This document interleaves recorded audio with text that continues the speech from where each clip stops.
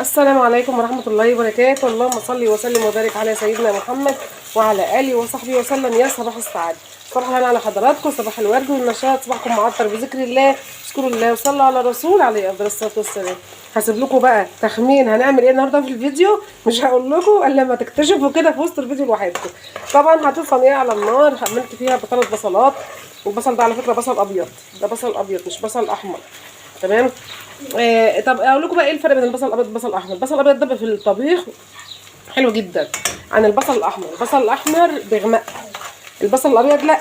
البصل الابيض حلو في الشوربه، البصل الاحمر حلو للسلطات. فلازم كده ايه، نعرف. انا بحب على فكره اطبخ بالبصل الابيض قوي بصراحه، بيبقى ريحته حلوه جدا في التقليه والحاجات دي. هشوح كويس البصل لغايه ما تصفر وتطرى كده معايا، ونعمل ايه. خليكي معايا برضو، مش هقول لكم الاكله ايه، انتوا خمنوا من نفسكم. دي على فكره سمنه من اللي احنا عاملينها مع بعض، اللي هي عاملينها بالدهن، شايفينها عامله ازاي؟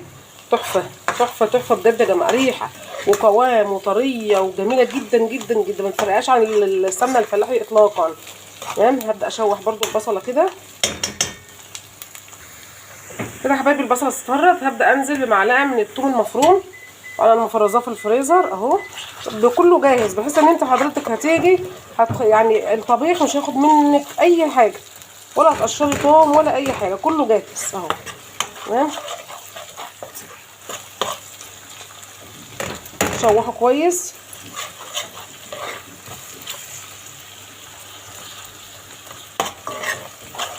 ايه تاني يا لولو؟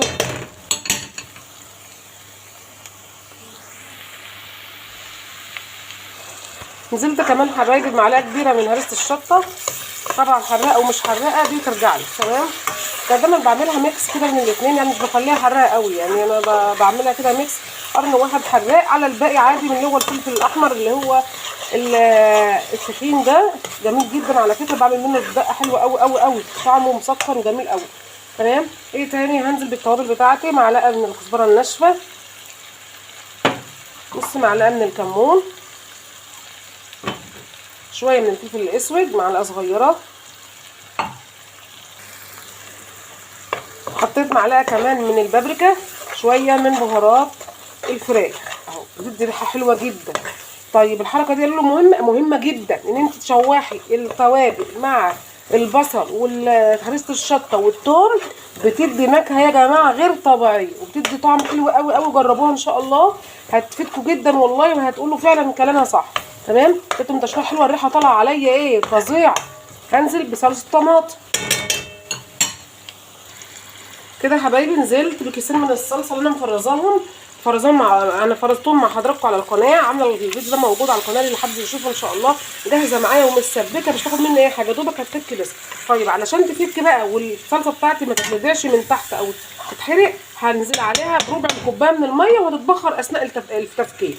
او يا اما ان انت تطلعي الكيس بدري شويه، بس انا فعلا كنت نسيت اطلعهم بدري شويه.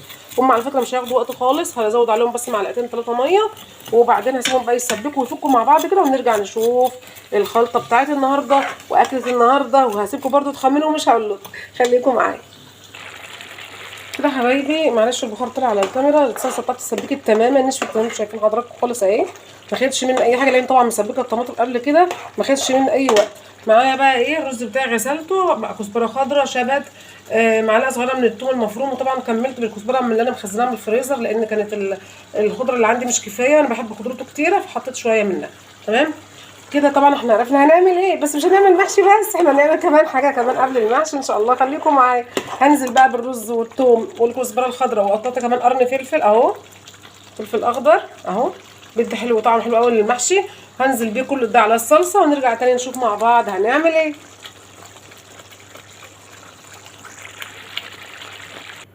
نكمل بقى فيديو النهارده يا حبايبي. حطيت حله على النار، حطيت فيها بشر جزرايه كبيره، فلفل اسود، ورق لوري، حبهان، وفصين من القرنفل، بصلايه مقطعه، طماطمايه مقطعه، قرن فلفل مقطع، كل الحاجات دي هتديكي ميكس حلو قوي. فص ثوم مفروم بصراحه هتديكي شويه شوربه تحفه. طب هنعمل ايه يا لولو بقى؟ تعالى بقى اقول لكم على النهارده بقى الحلقه بتاعتنا الحلوه اللي انا عماله اشوقكم من ساعتها. كرش هنعمل مع بعض كرش ان شاء الله. شايفين حضراتكم عامله ازاي؟ انا منضفاها ومخليها زي الفل، نقعتها في دقيق وملح وليمون وخل. والخل ده علشان يشيل لك ريحه خالص منها وتبقى زي الفل للناس اللي بتقرف من الكرشه. حابه حضرتك تحطها في ميه وتصفيها وترجعي تعملي لها شوربه تاني مفيش مشكله، بس عشان انا ضامنه ان انا منضفاها كويس فمش هعمل الحركه دي، لان انا ضامنه انا غسلاها كويس ازاي ونقعاها ومظبطاها اخر تظبيط. وكمان ظبطت الشوربه بتاعتها مش هيبقى لها اي ريحه. زي ما قلت لحضراتكم حطيت بصلايه، طماطمايه، حطيت ورق لوري، حبهان، فصين من القرنفل، عصير ليمونه، فلفل، جزرايه مبشور. تمام. هسيبها بقى ان شاء الله كده تاخد وتدي في الشوربه لما تستوي، ونرجع نعمل مع بعض ايه الممبار. ما ينفعش كرشه من غير ممبار. يلا بينا كده بقى يا حبايبي. هقلب الرز على الصلصه على الفلفل الاخضر على الكزبره، وكمان قطعت بصلايه صغيره هتديكي طعم حلو جدا للمحشي. ودي اقوى واخطر واحلى خلطه محشي تعمليها في حياتك. البنات اللي لسه جديده داخله عرايس جديده في المطبخ ومش عارفه قوي الطريقه بالظبط، دي احلى حاجه للمحشي. بصوا دي اكتر وصفه انا بحبها. الطريقه بالظبط تمشي عليها من ساعه ما قلت لك نعمل البصل ازاي لغايه تشويح التوابل في الزيت مع البصل والثوم وهرسه الشطه، بتديلها طعم حلو جدا. تحفه يا جماعه الخلطه دي، الريحه طالعه عليا ايه جنان. بجد بجد حلو قوي. امشي على الخطوات دي وهتلاقي معاكي زي الفل باذن الله. هقلب بقى كويس الخلطه واروح احشي الممبار. الممبار مع حضراتكم اهوت. انا طبعا غسلاه كويس بدقيق برده وليمون وملح ومظبطاه وقلباه كذا مره زي الفل. تمام. يلا بينا نروح نحشي الممبار ونعمل بقى حله المحشي الحلوه بتاعتنا. جهزت الحله معايا عشان احشي فيها. يلا بينا.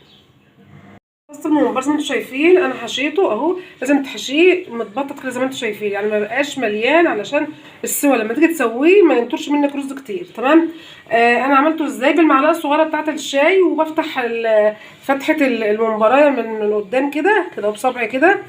طبعا مش قادره اتحكم عشان التليفون مثلا ماسكاه. تمام. وبحط بالمعلقه الصغيره على طول بسرعه بسرعه، ما خدش مني 5 دقايق او والله ما استغرق 10 دقايق حتى وخلصته. تمام. احط بقى حله على النار فيها ميه عشان نسلقه مع بعض، ونرجع ان شاء الله نحشي حله المحشي ونشوفها سوا، ونشوف اكلتنا النهارده الجميله اللي بعشقها جدا سواء محشي او كرشه او ممبار. بألف هنا وشفا اللي يعملها ان شاء الله. جربوا طريقتي ان شاء الله تعجبكم. خليكي معايا كده. زي ما انتم شايفين يا بنات الممبار خلص معايا استوى. هبدا اطلعه. اعرف منين ان هو استوى بقى؟ قولوا لي.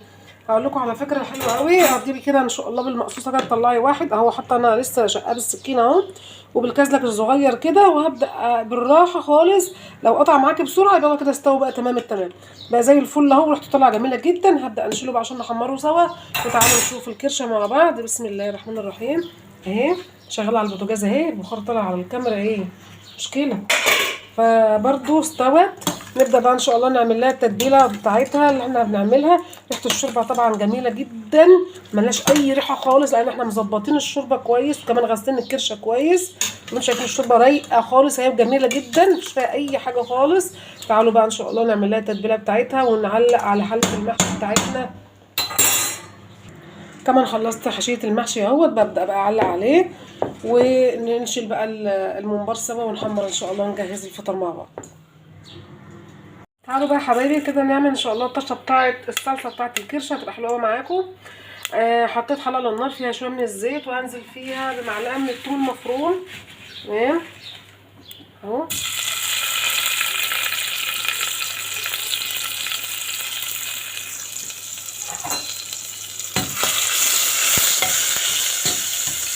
ضربت في الخلاط طماطم من 5 ل6 حبات من الطماطم، عليها قرن فلفل احمر مش حراق علشان الشوربه بتاعتك متبقاش حراقه.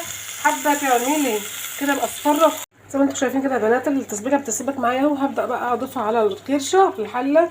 لو قلت لحضرتك قبل كده برده لو انت حابه ان انت تنشيل الكرشه تحطها في طاجن ونحط عليها الصلصه وتدخلها الفرن مفيش اي مشكله. دي مظبوطه ودي مظبوطه اللي تحبيه. تمام. تعالوا بقى نعلق على المحشي ونعمل شويه سلطه حلوين كده عشان نغرف في الاكل ان شاء الله. كده يا حبايبي الصلصه طلعت معايا. هبدا بقى اشيلها وانزل بيها على الشوربه. سمي الله. بسم الله الرحمن الرحيم. وعلى مالك ونشيل الحاجه لازم تكوني ايه واخده بالك من الحاجه اللي انت شايلها. بسم الله الرحمن الرحيم. بسم الله الرحمن الرحيم. كده تمام قوي. شايفين حضراتكم بقى لون الشوربه بقى عامل ازاي. كل هتدي طعم، هتشرب بقى من الصلصه ديت تبقى طعمها حلو جدا ان شاء الله. تعالوا بقى نشوف هنعلق على المحشي ان شاء الله مع بعض.